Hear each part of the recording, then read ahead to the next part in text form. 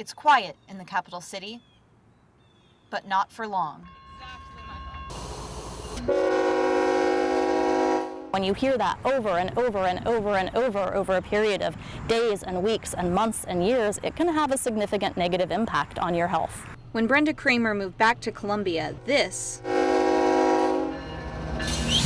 wasn't what she expected. After not sleeping for weeks in a row, I found myself running red lights accidentally because I was a zombie. So Kramer took a stand and started looking for a solution.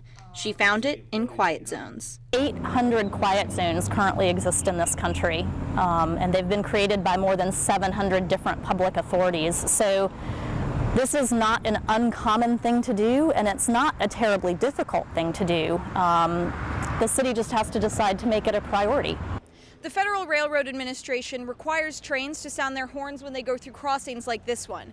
It also allows local governments to establish quiet zones where trains can only sound their horns in case of emergency. But before those zones can go into effect, local governments have to pay for additional safety improvements like quad gates and medians along the rails. Now, Kramer and the city's Quiet Zone Advisory Committee are battling to put quiet zones in place. But City Councilman Howard Duvall says they face one big obstacle. I think we'll find the money, but it's not easy to find $2 million in our budget. Money. Aside from the $200,000 it would cost for engineers to assess the current crossings, the city also needs $2 million to make safety improvements in the first proposed zone.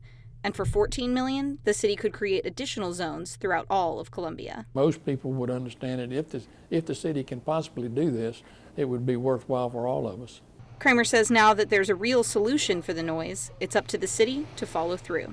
The decision is in the hands of the city now. Funding is always an issue, and that's one of the things that city staff will need to be looking at is where does the money come from, how do we pay for it?